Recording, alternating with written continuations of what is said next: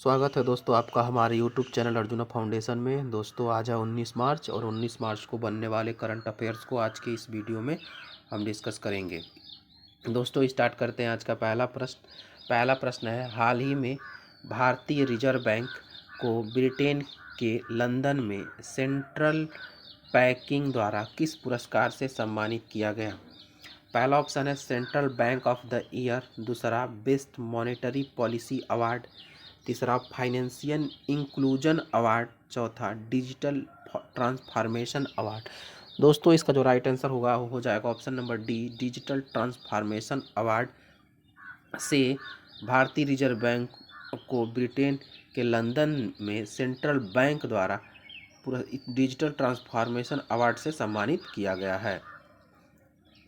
अपना अगला प्रश्न रहेगा कि हाल ही में किस राज्य के कांगोर घाटी राष्ट्रीय उद्यान को यूनेस्को की अस्थायी सूची में शामिल किया गया है? दोस्तों पहला ऑप्शन है मध्य प्रदेश, दूसरा ऑप्शन है झारखंड, तीसरा छत्तीसगढ़ और चौथा है कर्नाटक। जो इसका राइट आंसर है वो है option number C, Chhattisgarh. Chhattisgarh में कांगोर राष्ट्रीय उद्यान को यूनेस्को की राष्ट्रीय अस्थायी सूची में शामिल किया गया है। नेक्स्ट प्रश्न है, विश्व उपभोक्ता दिवस 2025 का विषय क्या है? विश्व उपभोक्ता दिवस 2025 का विषय क्या है? पहला ऑप्शन उपभोक्ता संरक्षण, दूसरा डिजिटल उपभोक्ता अधिकार, तीसरा उपभोक्ता सशक्तिकरण, चौथा है अस्थायी जीवन शैली के लिए एक उचित परिवर्तन। दोस्तों इसका आंसर हो जाएगा ऑप्शन नंबर सी, उपभोक्ता सशक्तिकरण। ये उपभोक्ता दिवस 2025 का विषय है। ये आपका इम्पोर्टेंट क्वेश्चन है, आगामी एग्जामों में ये पूछा जा सकता है।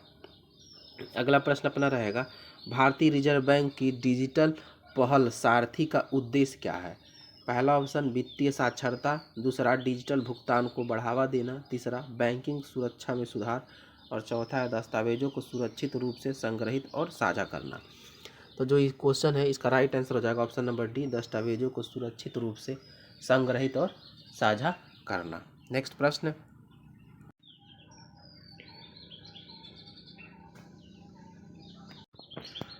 मुदमल के मेनहीर या खड़े पत्थरों को यूनेस्को की विश्व धरोहर स्थलों की अस्थायी सूची में शामिल किया गया है। यह किस राज्य में है? ऑप्शन नंबर पहला केरल, दूसरा कर्नाटक, तीसरा तेलंगाना और चौथा ऑप्शन है आंध्र प्रदेश। दोस्तों इसका राइट आंसर हो जाएगा option number C, Telangana. Telangana राज्य में यह अस्थायी सूची में शामिल किया गया है। अपना अगला प्रश्न है, हाल ही में भारतीय बीमा विनियामक और विकास प्राधिकरण IRDAI ने किस कंपनी को पुनर्बीमा परिचालन के लिए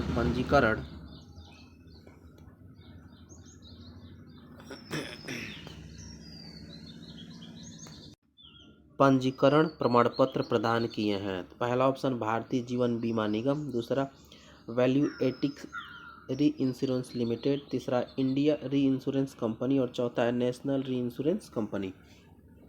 जो इसका राइट आंसर होगा वो हो जाएगा ऑप्शन नंबर बी, वैल्यूएटिक्स री इंश्योरेंस लिमिटेड कंपनी। नेक्स्ट प्रश्न रहेगा अपना, 7 मार्च 2025 में रक्षा मंत्रालय ने अश्विनी नामक निम्न स्तरीय परिवहन योग्य रडार LTTR के लिए किस कंपनी के साथ समझौता किया है? पहला ऑप्शन है हिंदुस्तान एरोनॉटिक्स लिमिटेड, दूसरा भारत इलेक्ट्रॉनिक्स लिमिटेड, तीसरा भारत डायनामिक्स लिमिटेड, तीसरा चौथा है भारतीय अंतरिक्ष अनुसंधान संगठन इसरो। दोस्तों इसका जो राइट आंसर होगा जाएगा option number B, Bharat electronics limited well. Next प्रश्न अपना रहेगा,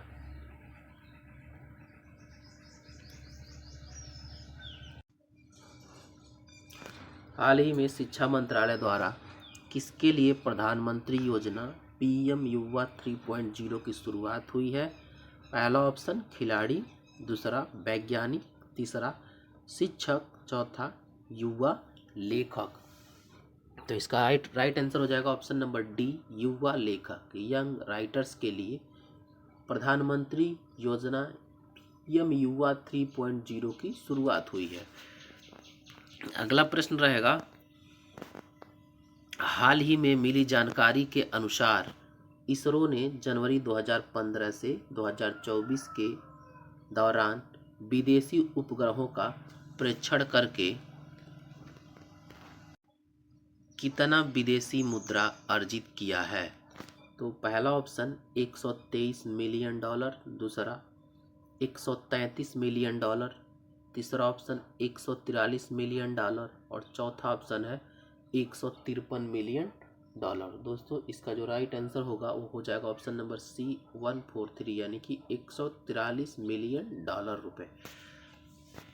अगला प्रश्न रहेगा अपना, किस राज्य सरकार ने मन मित्र नाम से देश में पहली बार व्हाट्सएप गवर्नेंस शुरू किया है? पहला ऑप्शन है आंध्र प्रदेश, दूसरा झारखंड, तीसरा उड़ीसा और चौथा छत्तीसगढ़। इसका जो राइट आंसर होगा वो हो जाएगा ऑप्शन नंबर पहला आंध्र प्रदेश। नेक्स्ट प्रश्न, केंद्र सरकार ने 14 मार्च 2025 को किस राज्य सरकार के साथ मिलकर महत्वपूर्ण खनिजों के लिए भारत की पहली अन्वेषण लाइसेंस नीलामी शुरू की है? पहला ऑप्शन महाराष्ट्र, दूसरा सिक्किम, तीसरा गोवा, चौथा त्रिपुरा। दोस्तों इसका जो राइट आंसर है वो हो जाएगा option number C Goa. Next प्रश्न अपना रहेगा, हाल ही में किस प्रौद्योगिकी कंपनी ने अपना सबसे उन्नत compact AI model Gemma 3 launch किया है? पहला ऑप्शन ओरेकल, दूसरा पीटीसी, तीसरा इंटेल और चौथा है गूगल। दोस्तों इसका जो राइट आंसर है वो हो जाएगा ऑप्शन नंबर डी, गूगल ने लॉन्च किया है। नेक्स्ट प्रश्न अपना देखेंगे 13 नंबर का, हाल ही में किस देश ने मोजी नाम का दुनिया का पहला क्वांटम कम्युनिकेशन सैटेलाइट लॉन्च किया है? पहला ऑप्शन जापान, दूसरा चीन, तीसरा अमेरिका और चौथा ऑप्शन है कनाडा। इसका जो राइट आंसर है वो है ऑप्शन बी चीन। चाइना ने दुनिया का पहला क्वांटम कम्युनिकेशन सैटेलाइट लॉन्च किया है। आगे देखते हैं हम, वित्त वर्ष 2024-25 में कितने करोड़ रुपए से अधिक लेन देन के साथ डिजिटल भुगतान लेन देन में वृद्धि हुई है? पहला ऑप्शन 11,000 करोड़, दूसरा ऑप्शन 16,000 करोड़, तीसरा 18,000 करोड़ और चौथा 28,000 करोड़। दोस्तों जो इसका राइट आंसर है वो है ऑप्शन नंबर सी 18,000 करोड़ रुपए की डिजिटल लेन देन भुगतान में वृद्धि हुई है। अगला प्रश्न हम देखेंगे, हाल ही में किस भारतीय क्रिकेटर को Lawrence world comeback of the year award के लिए नामांकित किया गया है? पहला ऑप्शन ऋषभ पंत, दूसरा विराट कोहली, तीसरा MS धोनी और चौथा मोहम्मद शामी। तो जो इसका राइट आंसर होगा वो हो जाएगा ऑप्शन नंबर पहला ऋषभ पंत। ऋषभ पंत को भारतीय Lawrence world comeback of the year award से सम्मानित किया गया है। दोस्तों हमारे द्वारा 10 मिनट में आपको 15 करंट अफेयर्स के क्वेश्चन कराए जाते हैं। इसको आप प्रतिदिन ध्यान से इसको सुने और उसके बाद जो क्वेश्चन आपको नहीं आ रहे हैं उनको कॉपी में नोट करते चले। धीरे धीरे आपका करंट अफेयर बहुत ही स्ट्रांग हो जाएगा। तो दोस्तों मिलते हैं अगली वीडियो में, तब तक के लिए धन्यवाद।